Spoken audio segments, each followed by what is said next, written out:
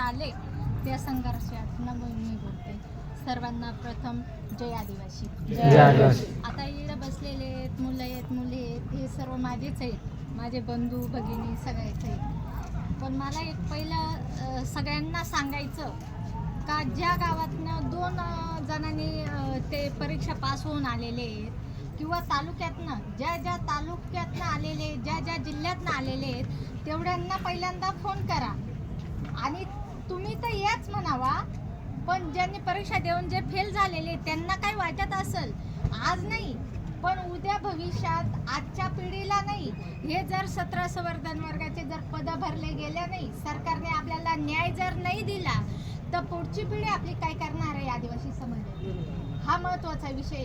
आता सकाळी पण सरपंचांनी पूर्ण बरेच सरपंच आले, बोलून गेले, ते नुसते मी येऊन पाठिंबा देणार आणि जाणार याला नाही. आज 6 दिवस झाले ते लेकरं आज उपाशी आहेत, त्यांच्या अन्नात पोटाचा कण नाही.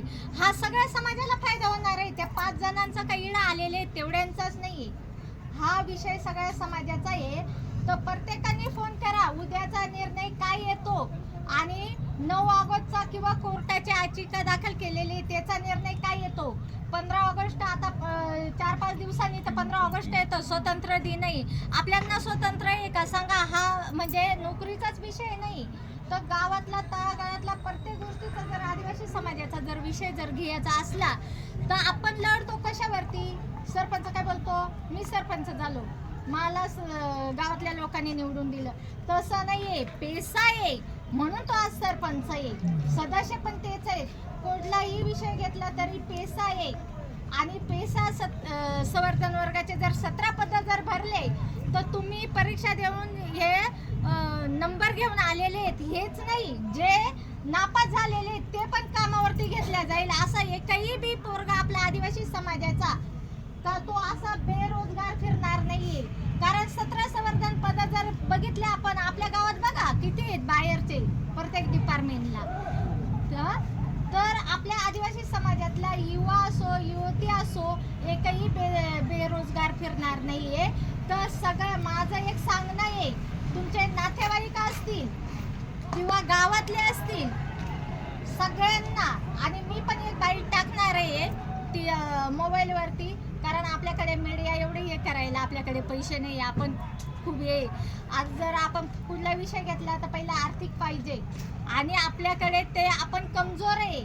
आपल्याकडे एवढंच आहे का समाजासाठी हे लेकरं आपले बसलेले आहेत आणि समाजातल्या प्रत्येक जिल्ह्यातल्या, प्रत्येक तालुक्यातल्या, प्रत्येक गावातल्या आणि प्रत्येक घरातल्या जर एकच जर महिला आली असती तर आज हा पूर्ण ग्राउंड भरून गेला असता.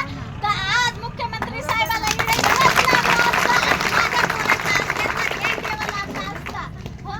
आज मला प्रत्येक ठिकाणी असं वाटतं का आदिवासी समाज फक्त 9 ऑगस्ट आल्यानंतरच फक्त युवा आणि युवती 9 ऑगस्ट आहे फक्त डीजेच्या पुढे नाचायला नका येऊ. तर आज या पोरांसाठी या आणि आज हे सगळे गावागावातनं तालुक्यातनं फक्त काय चाललेलं आहे 9 ऑगस्ट जागतिक आदिवासी दिवस. मी पण आदिवासी समाजाचा आहे. जर या लढ्यात जर ते सहभागी झाले तर असा एकही जिल्ह्यात किंवा तालुक्यात तुम्हाला सांगते महाराष्ट्रात कुणी सुद्धा आदिवासी समाजाचा हात धरू शकत नाही. जिडा आदिवासी समाज उतरल तिडा मुख्यमंत्री काय राष्ट्रपतीला पण यावं लागेल. आज महिला माझी राष्ट्रपती झालेली आहे. मला आज कुठेतरी हे वाटतं का माझ्या समाजाच्या या महिला आहेत, पोरं आहेत आणि माझ्या समाजाची राष्ट्रपती असताना जर 5-5 दिवस आणि 6-6 दिवस जर ह्या पोरांना जर एवढे त्यांचे अंत बघू राहिलेत, तो मुख्यमंत्री साहेब असो कुठलाही सरकार असो, मला कोणा बोलायचं नाही कुठल्या पक्षाचा असो, पण समाज म्हणून सगळे या आणि सगळे आव्हान करते मी. जेवढे बचत गट आहेत, असं एक बी गाव नाहीये का बचत गट नाहीये. एका गावात कमीत कमी 5 ते 10 बचत गट आहे आणि प्रत्येक बचत गटामध्ये 10-10 महिला आहेत. जर एका गावातून जर 5-5 बचत गट आले, 50 महिला आल्या तर मुख्यमंत्री साहेबांना इकडे यावं लागेल आणि 1,500 रुपये काय लाडक्या बहिणींना देता म्हणावा. ह्या लेकरांसाठी द्या, यांना जन्माच्या नोकऱ्या द्या आणि आज आदिवासी समाज रस्त्यावरती येणार नाहीये. एवढंच बोलते आणि माझे 2 शब्द संपवते. परत एकदा सगळ्यांना जय आदिवासी. माझं काही चुकलं असेल एकदम भारी बोलले तुम्ही.